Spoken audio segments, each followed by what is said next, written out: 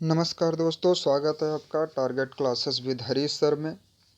हम सब लोग ईवीएस पढ़ रहे थे, पर्यावरण पढ़ रहे थे, एनसीईआरटी बुक पूरी कंप्लीट कर रहे थे। तो उसी के जो है क्रम में आगे बढ़ाते हुए नेक्स्ट लेक्चर है। जो हमारे चैनल पे नए हैं या अभी तक सब्सक्राइब नहीं किए हैं वो सब्सक्राइब करके बेल आइकन दबा दें, जिससे नए वीडियो आप तक आसानी से पहुँच सकें। तो चलिए देर न लगाते हुए शुरू करते हैं। हम सब लोग 20-20 पॉइंट पढ़ रहे थे एनसीईआरटी बुक से, जो है उसका पूरा निचोड़ हम सब लोग पढ़ पढ़ के एक एक पॉइंट उठा उठा के लाते हैं, कुछ नहीं छूटने वाला। तो चलिए शुरू करते हैं आगे।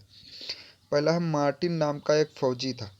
मार्टिन नाम का कौन था? मार्टिन कौन था? मार्टिन एक फौजी था, 18 साल का था। और ये कब था? सन 1822 में था। कब था? 1822। ये याद रखना, मार्टिन कौन था? एक फौजी था। और फौजी कितने साल का था? 18 साल का था। कब था? सन 1822 ईस्वी में था। ठीक है। दूसरा पॉइंट, पेट का तापमान कितना होता है? तो पेट का तापमान लगभग 30 डिग्री सेंटीग्रेड होता है। कितना होता है? 30 डिग्री सेंटीग्रेड। हमारे पेट का तापमान कितना होता है? तो 30 डिग्री सेंटीग्रेड होता है। काला हांडी जिला कहाँ है? तो काला हांडी जिला जो है वो उड़ीसा में है। ठीक है।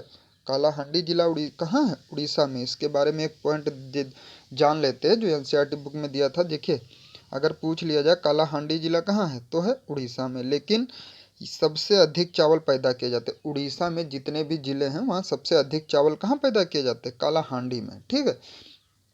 उड़ीसा में जितने भी जिले हैं वहाँ सबसे अधिक चावल जो है काला हांडी में पैदा किए जाते हैं। और यहीं भुखमरी भी सबसे ज़्यादा है।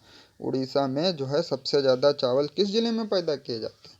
कालाहांडी जिला में चावल सबसे ज़्यादा पैदा किए जाते हैं। और यहाँ भुखमरी भी सबसे ज़्यादा है उड़ीसा में, है ना। यहाँ भुखमरी भी बहुत ज़्यादा, चावल भी सबसे ज़्यादा पैदा किए जाते हैं, भुखमरी भी सबसे ज़्यादा है। ठीक है। नेक्स्ट, स्विट्जरलैंड में वेलक्रो का आइडिया। अगर पूछे कि ये जो वेलक्रो है ये सबसे पहले कहाँ इसे बनाया गया या फिर कहाँ से लाया गया, कहाँ उत्पत्ति हुई, तो कहाँ हुई? स्विट्जरलैंड में हुई। ठीक है। और मिर्ची हमारे यहाँ कहाँ से आई? पुर्तगाल से आई। वेलक्रो कहाँ से आया? स्विट्जरलैंड से आया। देखिए, वेलक्रो कहाँ से आया? स्विट्जरलैंड से आया। वेलक्रो का आइडिया कहाँ से आया? स्विट्जरलैंड से आया। ठीक है। और मिर्ची जो है कहाँ से आई? हमारे यहाँ पुर्तगाल से आई। भिंडी कहाँ से आई? अफ्रीका से आई। पूरे एनसीईआरटी बुक में दिए, बहुत इंपॉर्टेंट है, पूछ लिया जाता है कभी कभी कि वेलक्रो का आइडिया कहाँ से आया या फिर वेलक्रो कहाँ से आई, तो स्विट्जरलैंड से आई। मिर्ची कहाँ से आई? पुर्तगाल से आई हमारे यहाँ। मिर्ची हमारे यहाँ पुर्तगाल से आई। भिंडी हमारे यहाँ कहाँ से आई? अफ्रीका से आई। गोभी और मटर कहाँ से आए? हमारे यहाँ यूरोप से आए। गोभी और मटर कहाँ से आए? यूरोप यूरोप से आया। 10वां पॉइंट, सोयाबीन कहाँ से आया? चीन से आया। अच्छा, एक बात बताया, सोयाबीन हमारे वहाँ जो है, सोयाबीन प्रदेश किसे कहा जाता है? बताइए, सोयाबीन कहाँ किसे कहा जाता है? मध्य प्रदेश को। किसे कहा जाता है? मध्य प्रदेश को कहा जाता है ना। सोयाबीन हमारे यहाँ कहाँ से आया? चीन से आया।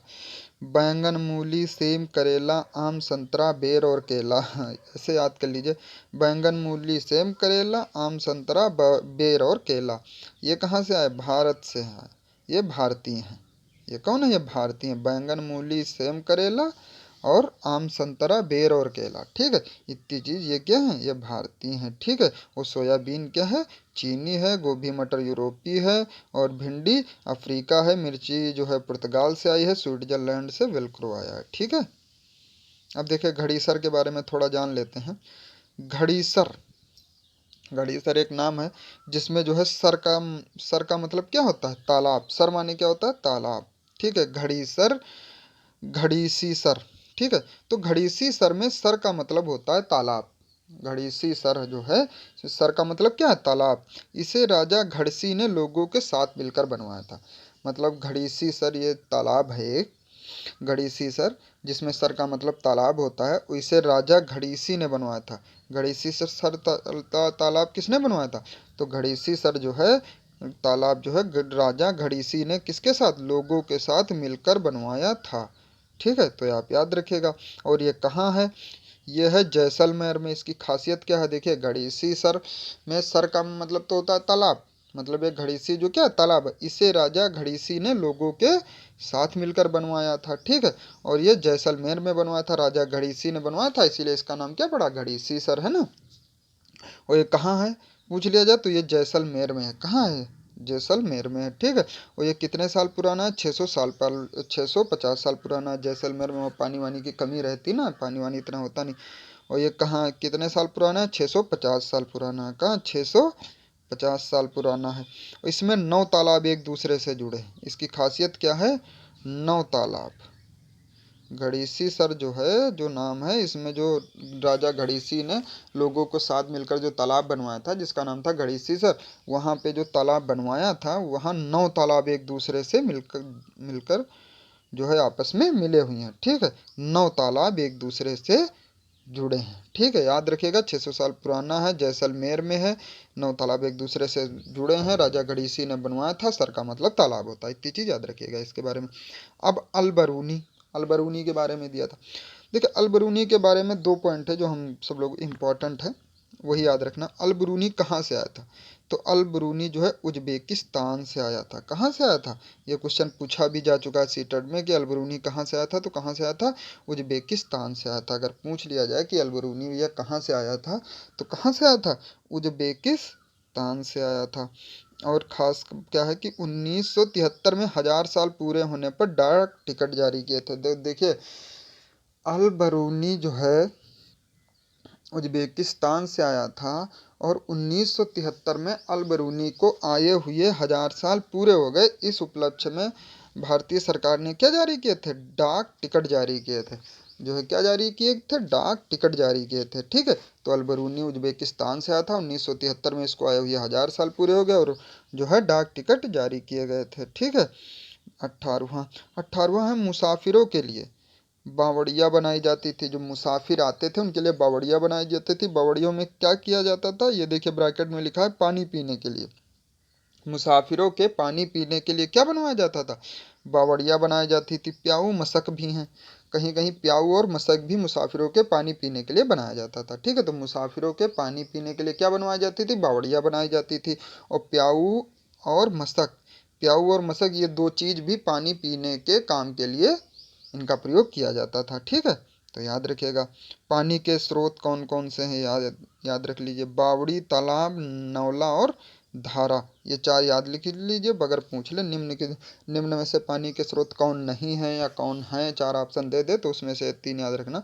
ये 4 याद रखना। 4 होते हैं पानी के स्रोत। कौन से होते हैं? बावड़ी, तालाब, नौला और धारा।